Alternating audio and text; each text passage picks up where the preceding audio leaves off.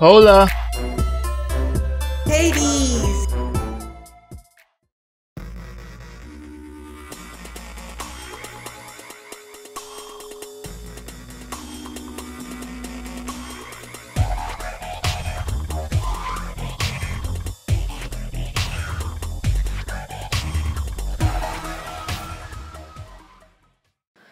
अस्सलाम वालेकुम दोस्तों, we hope you guys are fine.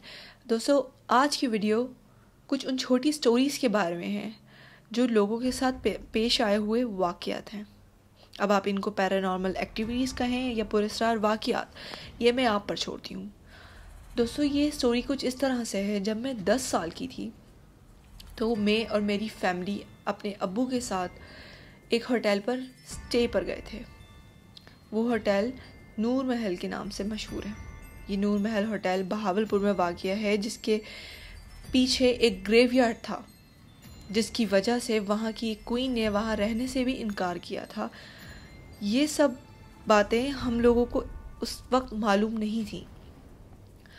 दोस्तों, जब हम वहाँ स्टे पर गए और वहाँ अच्छा खासा कुछ दिन स्टे किया और वहाँ से वापस आने लगे, तो मैंने देखा कि सीढ़ियों पर एक बच्चा बैठा रो रहा है। मैंने अपने अब्बू को कहा कि अब्बू देखें, ये बच्चा वहाँ बैठकर क्या कर रहा है। तो अब्बू ने कहा कि बेटा रहने दो, इसकी अम्मी वहाँ आसपास होंगी। हालांकि ये होटल हमने पूरा बुक किया था और वहाँ कोई और फैमिली नहीं थी।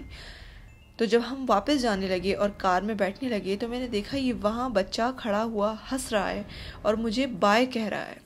जिस जगह ये बच्चा खड़ा था वो जगह लोगों के लिए बंद थी और इस जगह बच्चे का खड़ा होकर हंसते हुए मुझे बाय कहना कुछ अजीब सा लगा। अब मैं इतनी बड़ी हो गई हूँ और हालांकि मैंने अब्बू को ये बात बाद में याद दिलाने की कोशिश भी की, पर अब्बू और मेरी बहनें वगैरह कहने लगी कि मेरा ये एक वहम था और उन लोगों को इसमें से कोई बात भी याद नहीं है। उन्हें ये याद था कि हम होटल में रुके थे, उन्हें ये याद था हमने वहाँ क्या क्या खाया और इन्जॉय किया। उन्हें ये नहीं याद था कि वहाँ कोई बच्चा भी था और मैंने अब्बू से कहा था कि वो रो रहा है ना अजीब बात। कोई 2 साल पहले की बात है। जून का महीना था। हमारे घर में सबसे ज़्यादा ठंडा रूम हमारा गैस रूम है। लाइट नहीं आ रही थी तो मैं गैस रूम में चला गया सोने के लिए। दोपहर का वक्त था और मेरे भतीजे बहुत शोर कर रहे थे। बाबा रूम में आ रहे थे। मैंने गुस्से में आके रूम का दरवाज़ा लॉक कर लिया। 2 दरवाजे हैं गैस रूम के, दोनों को ही लॉक किया और मैं सो गया। शाम के वक्त मेरी आँख किसी आवाज़ से खुली। नीम अंधेरा था रूम में। मैंने देखा कि मेरी बहन मेरे भतीजे को खिला रही है, उससे बातें कर रही है। मैंने उठ के पूछा टाइम क्या हुआ है। उसने कहा 6:45। उस वक्त वाकई 6:45 हो रहे थे। मैं लेटने लगा वापस तो एकदम ख्याल आया कि दरवाजे तो लॉक थे। उसी लम्हे मैंने वहाँ दोबारा देखा तो कोई भी नहीं था। मैं उठ के बाहर भागा और सामने टीवी लाउंज में मेरी सारी फैमिली बैठ के शाम की चाय पी रही थी और मेरी बहन भी वहीं थी। चलिए दोस्तों, तो let's move on to the next story. दोस्तों, जब मैं 8 या 9 महीने की थी तो मेरी मामा और मेरे पापा मेरे साथ एक फ्लैट में रहते थे जहाँ पर पानी की बहुत प्रॉब्लम थी। हमें पानी के लिए कुछ वक्त दिया जाता था जिसमें हमें सारे काम कर लेने होते थे, जैसे बर्तन धोना और कपड़े धोना वगैरह।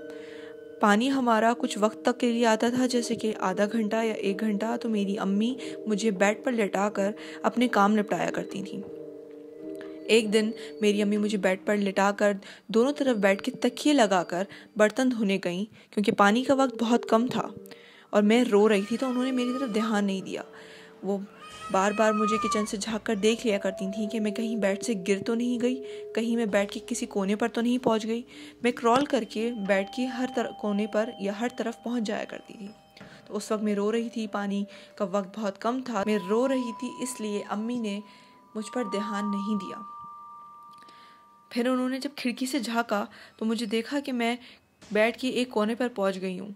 तो वो जल्दी से किचन से भाग कर आई। तो उन्होंने देखा कि मैं वापस बेड के बीच में जाकर लेट गई हूँ और बिल्कुल चुप लेटी हूँ, जैसे किसी ने मुझे वहाँ लिटाया हो। वहाँ चुप लेट कर ऊपर देखकर हंस रही हूँ और खेल रही हूँ जिस तरह के मेरे साथ कोई खेल रहा हो। अम्मी को ये बात बहुत अजीब लगी। उसके बाद हमने काफ़ी घर भी चेंज किए और आज तक हमारे साथ अजीब और गरीब छोटी छोटी हरकतें होती रहती हैं। वो जो भी चीज़ है ऐसा लगता है कि वो हमारे साथ है, वो घर तब्दील करने पर हर जगह मौजूद होती हैं। तो अगर आपको कोई इस तरह का वाक़या याद है जो आपके साथ कभी पेश आया हो तो वो हमारे साथ कमेंट सेक्शन में ज़रूर शेयर कीजिएगा। नाउ हम नेक्स्ट स्टोरी पर चलते हैं। मेरा एक दोस्त और उसके छोटे भाई के साथ ये वाक़या हुआ। एक दिन रात के 2 बजे हमारे गली से चीखों की आवाज़ आ रही थी, तो मेरे पापा ने मुझे उठाया और कहा, देखो चीखों की आवाज़ क्यों आ रही है। तो मैंने अपनी बालकनी से देखा तो मेरे दोस्त के घर से आवाज़ आ रही थी।